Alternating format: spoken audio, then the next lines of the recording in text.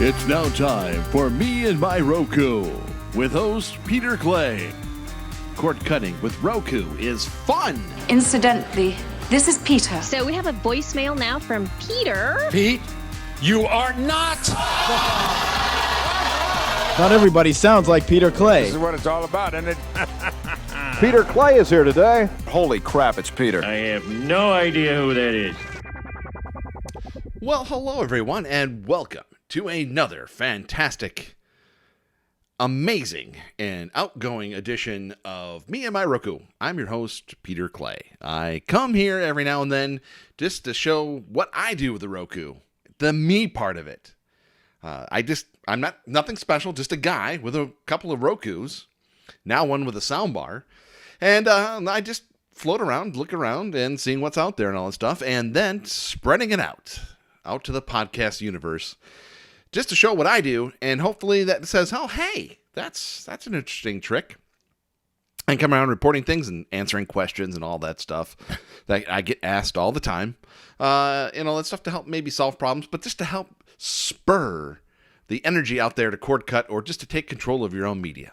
And I did that with my music years ago, just one with my own music collection, but then finding the streaming services that work and all that stuff, and then did the same thing with my media. I cut that cord, cut the cable, and discovered there was a whole world out there, and the Roku brought it all together, and bing, bang. I'm not endorsed or sponsored or anything else by Roku. It's just a device that I have learned that works the best for me, and me, maybe me only, maybe for others as well. So it's not just a thing just to get Netflix and all that stuff. There's a whole thing out there, and I come out and discuss these amazing discoveries. Isn't that fun and exciting? Anyway, plenty of stuff that went on this week because I had a new toy, so I had to go and explore, and I had a whole bunch of questions and all that stuff, so I had to explore that as well and all that stuff. So we have plenty to talk about, so let's get started. Yeah, I treat you right. Okay, well, the next couple of things I'm going to be talking about, I'm doing just for fun, because sometimes you just have to have fun. They really have no meaning to me whatsoever. They don't affect me and my Roku whatsoever. They're just fun to talk about because kind of it provides content for everybody else. They seem to be talking about it and not knowing what they're talking about and all that stuff. And I just thought I'd throw it along because I think actually more people need to listen to me here on some of these things. I can tell they're not. I think they're just trying to cause confusion and all that stuff. And then it doesn't help when people who are trying to clear the confusion cause more confusion. Anyway, it's our favorite topic, HBO. So, last week I announced on this program that HBO was streamlining things. There's just going to be HBO and HBO Max. That's it. Okay? So, right now HBO Max is not on the Roku and Amazon. Okay? No big deal. HBO Go is just going to go away. It's what you had to do if you had a cable subscription and you wanted to watch HBO separately. HBO doesn't feel that they need that anymore. There's going to be one or the other. So HBO Now, which you can't even get on the Apple because it shows as HBO Max there because you can get it there. So anyway, there was just going to be two choices, where you can get things and where you can't. And if you can't get HBO Max on Roku and Fire, you should still be able to get HBO as far as I know. So anyway, that's the trick. So Roku tried to clear the confusion then but they caused more by begging HBO to reconsider their HBO Go decision by getting rid of it and just having HBO and HBO Max. I don't know what's going on, but as far as I know, the HBO Now app is still on the Roku.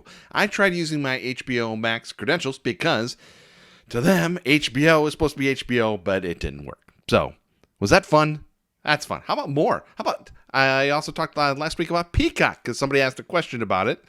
And apparently, they don't have a deal yet with Roku or Amazon. Here we go again. Now, we're 3 weeks away here, so let's not panic too much. Let's not treat it like a shutdown or anything like that. But it looks like we're heading into the same old things because they have announced, Peacock has announced that they're going to be on all the Androids and all the Apples. Just kind of like the HBO Max kind of thing.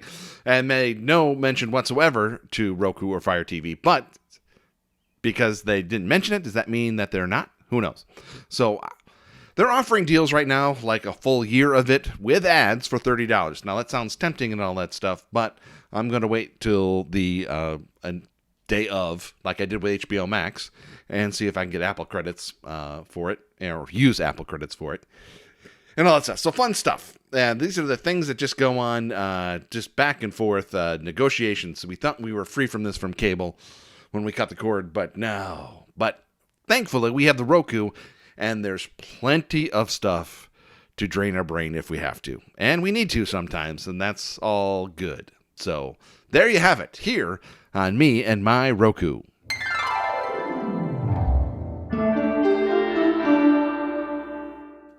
Okay, so one of the things I found kind of fun, taking in questions and going on forums and all that stuff, is people coming up with suggestions and stuff like that I just didn't know what was going on. I just assumed by going to Pluto TV that it just keeps getting bigger and bigger and bigger and finding more stuff on there. But realizing that, yes, there are changes that go on, and sometimes they go unnoticed, and by golly gosh, there's people out there on the internet that notice these things. So I had no idea that since Viacom took over Pluto, that some of the channels have been taking off, and by golly, they show up on other things. Didn't know there was other things either, too. Between Pluto, Tubi, Zumo, Stir, all these things is like enough, There's enough free stuff there to melt your brain. Well, anyway, apparently some of these channels left Pluto because Viacom, CBS wanted to put some of their own stuff on, like the Nick at Night stuff and MTV and all that stuff. They wanted their own stuff on there, and they just didn't have enough room, so some of these things had to go away. Well, they found new homes, and I now found out about the Distro channel at distro.tv. It's available in the channel store. It's free, and it's like Zumo. It's like Stir. It's like all these things. It has a nice, pleasant guide, and it has some of the channels that Pluto TV took off. Would you notice them? Would you miss them if they weren't really? No, but hey, that's another thing out there to rot your brain if you need it. So I found it fine, and I actually, to be perfectly honest, I found it a rather pleasing, mind-numbing channel. It was fine. So if you're cutting the cord, if you're cutting subscriptions back and all that stuff, and you need just one more free service out there, distro.tv is fine. It's good. I did check out Stir for a little while. I just had a brief thing with Stir because I'm just kind of tired of it. I don't know why. This one bothers me out of all of them. It's fine channel. If you like Stir and all that stuff, it's free stuff and all that stuff. And it has local channels and stuff. It's owned by Sinclair. So a lot of your local channels have a Sinclair station, I'm sure. And so they throw some of that stuff on there, more like local news and weather and stuff like that. So it's a fine channel. It just bothers me for some reason, and that happens. Broccoli is very good for you, and I have no problem with it. Some people do, and that's life. And it's the same with Stir with me. It's okay. It's like broccoli to some people, or Brussels sprouts. It's fine. It's fine. It's healthy for you. It's got some information. I just find Pluto and Tubi and all those other things and Zumo just a little better, so it becomes redundant to me.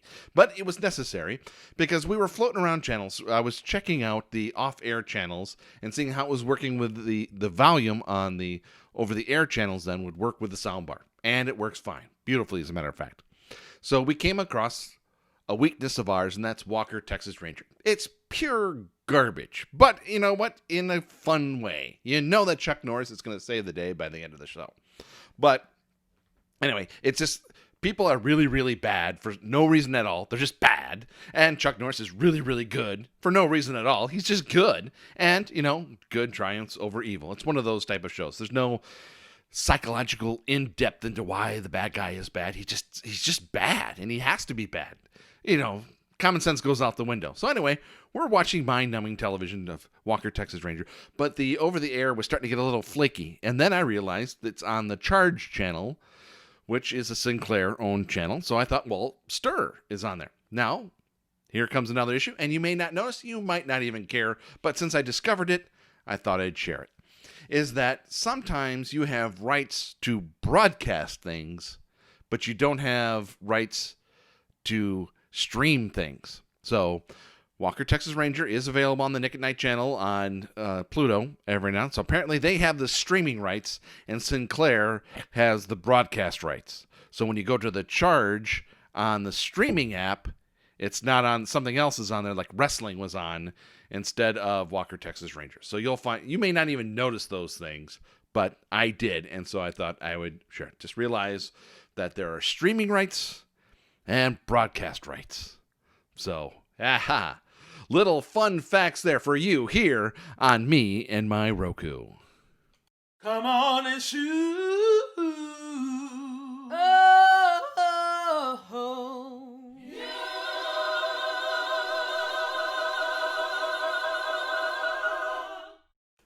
Okay, kids, gather around. Come together here just a little bit. Keep your distance still, but we can still get together and be safe and all that stuff. No mask required, just be cautious. And let's have a little chit-chat. Once again, the bandwidth for the Me My Roku podcast is provided by the Internet Archive at archive.org. Thank them and love them. Not only are they a great source for hungry artists out there who want to showcase their work and all that stuff, they are trying to save the internet and a whole bunch of other different items and all that stuff. So now that the book project is done, the emergency library is over and all that stuff, some people needed something to do, and they brought some of those people over to help with the 40,000 backlog of 78 records that need to be digitized and preserved for all to enjoy. I'm looking at it now. I was just listening to The House of the Rising Sun by Josh White and his guitar. And actually, I mean, you can still hear the 78 sounds and all that stuff, but it's still a better recording than I probably would have tried to do on my own and all that stuff. And I see You Are My Sunshine here by Paul Rice.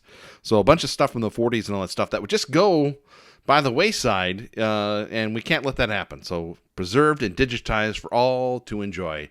And you can do that at archive.org. I'm trying to come up with a project that I can put on Me and My Roku.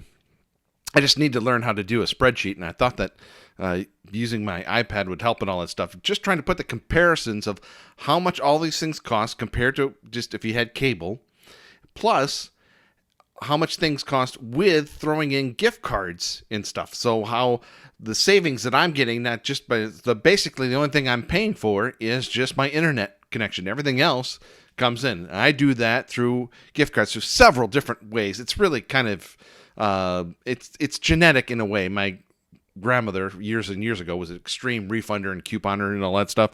So that kind of hit, the genetic pool that way. And so I'm just always looking for bargains and stuff like that. And so I do all these different things that pay me in either gift cards or things like that. One of the main ones I do is Swag Bucks, and that you can check that out for yourself at swagbucks.radioaffliction.com. I came out to about a $64 savings a month for the things that I can get through gift cards, and so that I end up only having to pay for my internet service. So if that's something that intrigues you, if you thought cutting the cord was saving money enough, there's more you can do, and it's fun, and it helps them, it helps me, it helps you.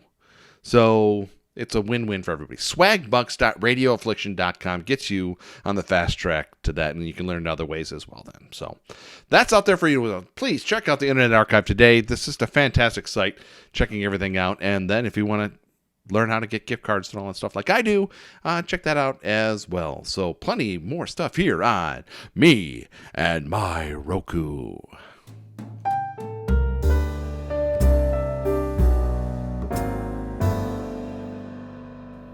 Okay, got some time for some questions. Why not, huh? It's fun, right? We're here to have fun. If it's not fun, then what's the point, right? Then it's just work.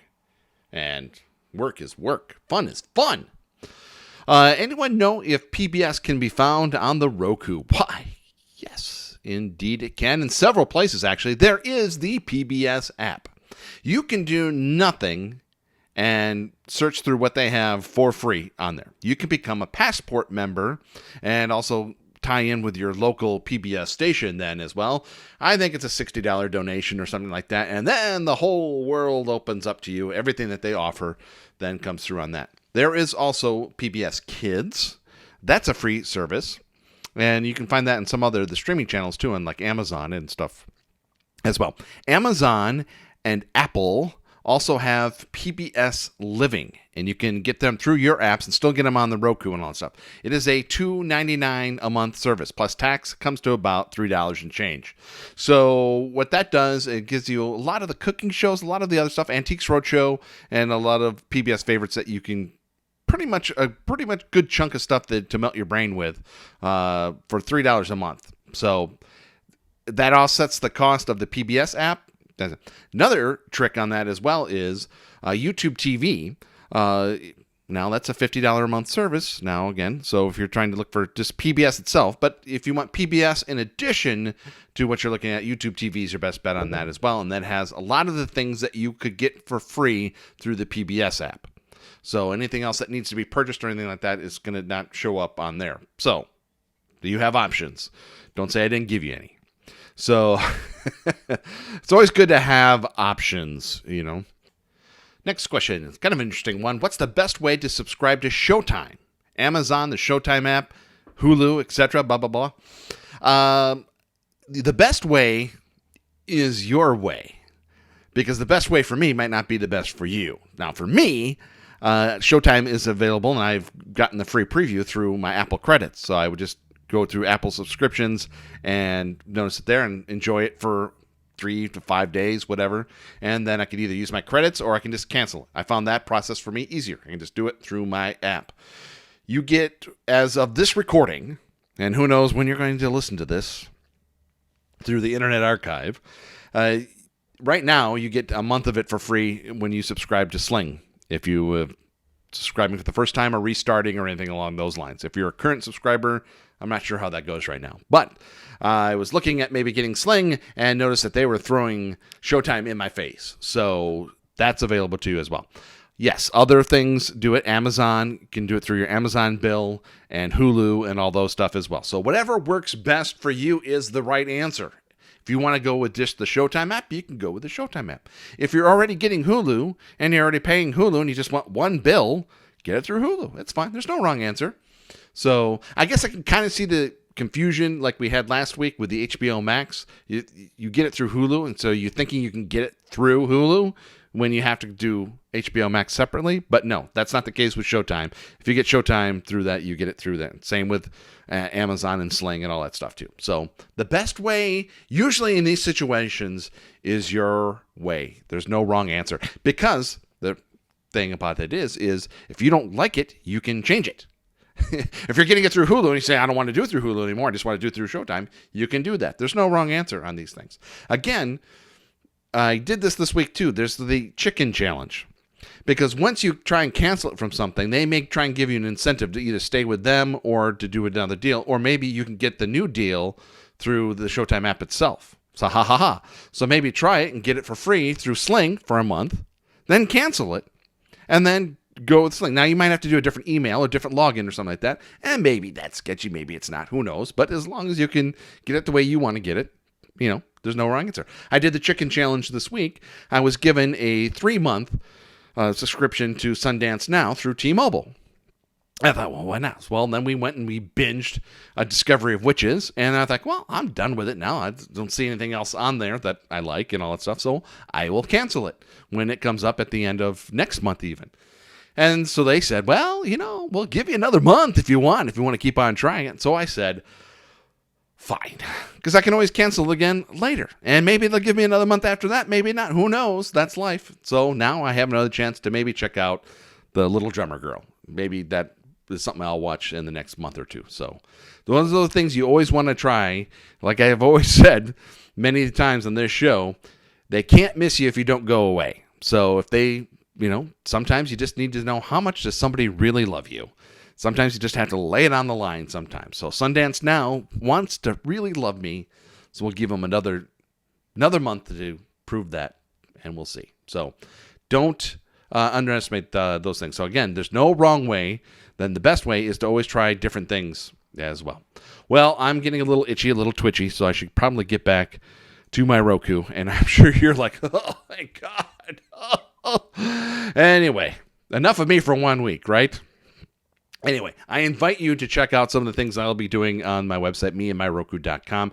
I'm in the process of upgrading everything in the studio here. I've had a mixing board that's very near and dear to me because it's when I first started internet streaming back in the 90s. But it it only really works in mono and all that stuff, and there's other things that I want to do and all that stuff. So I have an iPad and I have all this other equipment coming, so I want to be able to get out on the road here eventually as well too, and try different recordings as well and all that stuff. So check that out at MeandMyRoku.com. As a special thank you for putting up with me, I'm offering you a 7-day free trial of Philo. And you can do that at philo.meandmyroku.com. And 20 channels, 20 channels, 60 channels. And after the preview, it's $20. So, but try it out for 7 days and see what you like. Lots of channels there because there's not enough sports going on right now. So nothing you need to that you're missing or anything that you need to worry about. So 60 channels for you to try out today at philo.meandmyroku.com. Swagbucks.radioaffliction.com is how you can learn how I get gift cards and all that stuff. Check that out today. Special thanks once again to archive.org for their support in providing the bandwidth of this podcast, which you can subscribe to. Yes, do that. That helps tremendously. And you can do that at Apple Podcasts, Google Podcasts, Stitcher, Spreaker, Spotify, TuneIn, YouTube, iHeartMedia, Podbean, and Radio.com. For you listening, or maybe perhaps watching on YouTube, I apologize. There's always usually a delay, but hey, if you're subscribing, you get it when you get it. So that's a good way of doing that. Everyone else, you get it as soon as I pop them out to the universe there. So you can follow me on Twitter at Radio Affliction, on Instagram at Pierre Argyle. And for more intimate one-on-one questions, comments, or anything along those lines, you can email me at MeandMyRokuPodcast@gmail.com. I almost choked on that. Sorry, guys. I'll make it. We'll see you next time. Hey, I hope you're enjoying you and your Roku as much as I'm enjoying me and my Roku. And I'll be back with you real soon.